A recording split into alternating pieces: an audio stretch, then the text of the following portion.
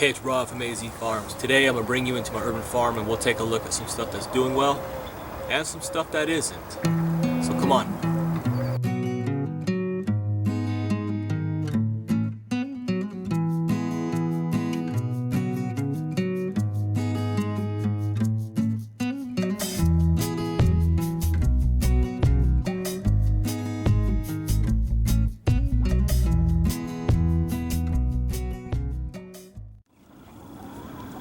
My Chiggaroa beets are doing real good this season. Quick pan here. Let's see, give you a quick look. I got beets coming in right there.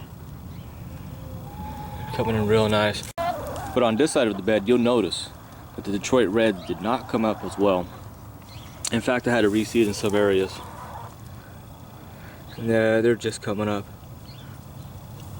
But the ones that did come up are producing pretty nice beets. So I'm optimistic. On the other side here, you'll see the garlic. I got in Chilean red, and I forget the other variety. But they are coming in really nice. My Minzuna's doing well. I've harvested a lot off him. And you can see on this side. Yeah, this side's picked clean because of the chickens.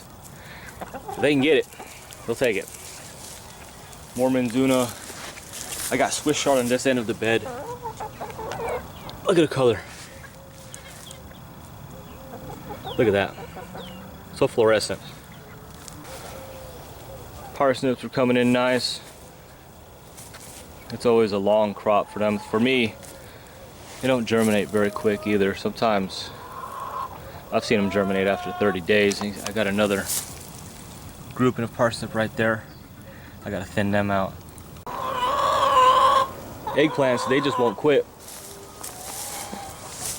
These eggplants were here in the spring and they produced all through the summer. And here we are, December 13th. In Arizona. I'm just right outside of Phoenix, and they're still going strong. In fact, I'll tell you, I've had some eggplants make it all the way through the winter. So we'll see what these guys do this season. Savoy cabbage is doing fine. Red cabbage is coming along nicely.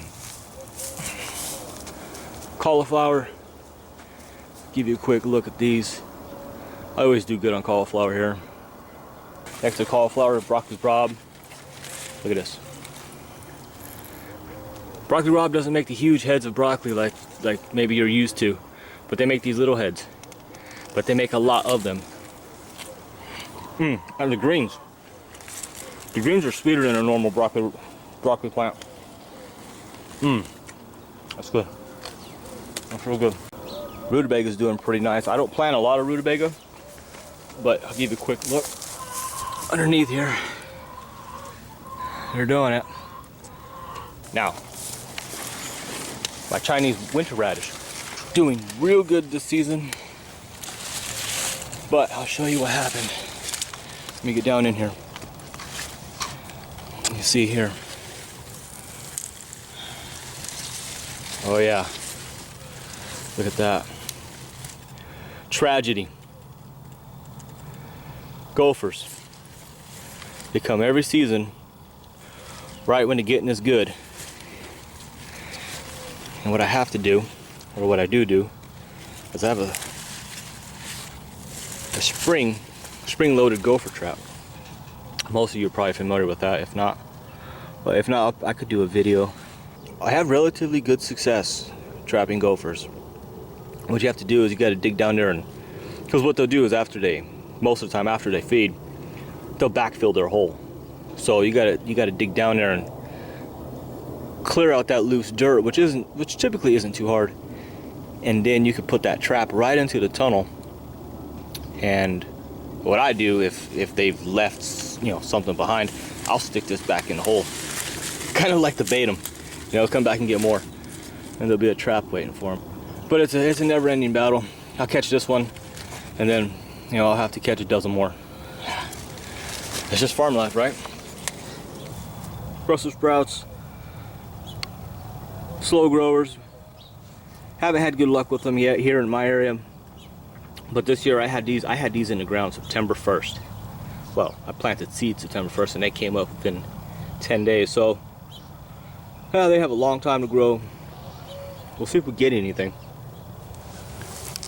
My peppers. Now these pepper plants, in fact every pepper plant I have right now, are leftovers from the spring.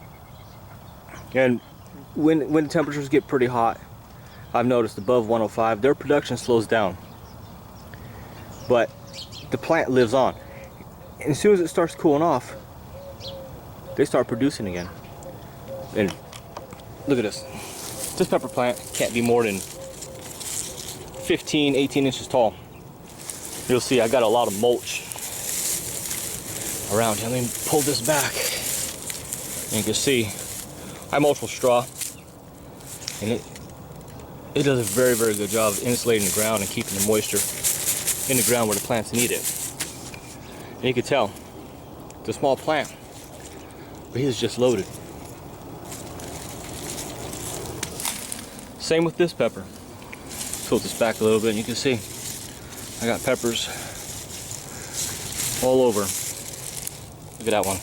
Oh, well, you're just gonna have to get eaten. Oh man. Dinosaur kale, curly kale, collard greens, all great producers here. I'll get a lot off them. In fact, I've made quite a bit of juice off them already, and they're very small plants. The carrots are coming in nicely, and you'll notice I'll have seedlings, carrot seedlings coming up over here. So what I'll do is I'll plant a section, then a few weeks later I'll plant another section right next to it, and so on and so forth. That way when I harvest these, I'll have some already maturing. Bok choy, I've harvested 4 or 5 of these already, and they're very nice. Now my pumpkin, here it is, December 13th, just right outside of Phoenix, Arizona. And this guy, still alive, and he is putting on pumpkins.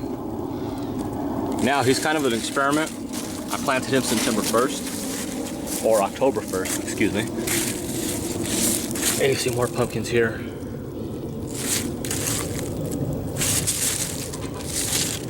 He's growing slow because of the cooler temperatures, but he's putting on pumpkins, he's putting on fruit. Now, is he gonna make it? I don't think so. But again, it's an experiment. I may cover him with a frost blanket. I may not, I'm undecided. But my snow peas, they're banging. They're doing good. Look at that guy. He's not gonna make it, say that.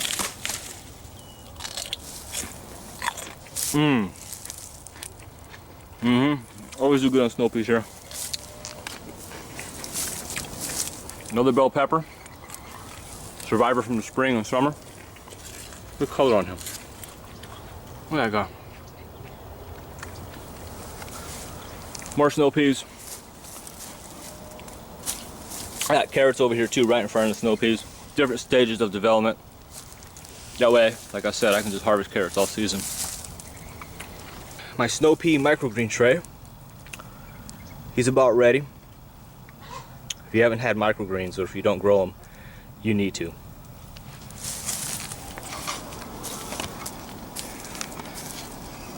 Now, let me show you something that's interesting. Something that's never happened to me before here. My grapevine, this time of year, is trying to put on grapes. I mean, it's going for it. I got grapes off it in the spring, but I've never had them give me 2 crops. In fact, in 2 different seasons. So we'll be watching that. Kohlrabi's doing good. Purple tree collards are still making it. Turnips are a fast crop. They grow quick, produce quick. So I'll be harvesting these. I've already harvested quite a few. And as soon as I have the bed clear, I'll be reseeding. I can get another crop this season. Onions are looking good. Always do pretty well with onions. Back on this bed, I have an assortment of herbs. Everything from thyme, oregano, you got dandelion greens right there. Pretty harsh to eat by itself, but very good if you throw into a smoothie or a shake. Savory. Let me show you the Swiss chard. Now this Swiss chard is grown from seed, my own seed I saved from last season. But look at this guy. Look at this. Let me show you. Look at this. Look at the color on him. And look at these leaves. Let me see if I can give you a scale here. I'm gonna put my hand on one of these leaves so you can see the size.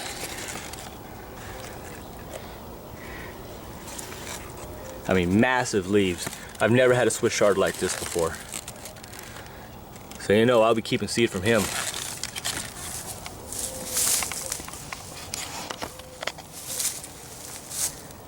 Borage is doing good.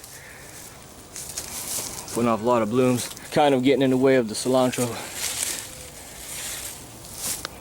Right behind the borage, I got some Moluccan spinach, some bee balm, Okinawa spinach. Dill's coming up nicely. I gotta thin that out here soon. Mint's doing good. Always does here. I got some new additions here. They're not planted into the ground yet. They're still in the pots. I got dragon fruit, elephant food, and a yellow blossomed aloe. I'm leaving them here to see if they like the area before I commit to planting them. And you know, I encourage everybody, you know, if you're not sure about a plant, if you're not sure how it's going to do in a certain area, just leave it. If it's in a pot, just leave it and watch it. And you know, if it seems to be doing fine in a pot, it should just do fine or even better once you put it in the ground. And we cannot forget about the spring crop. Already started.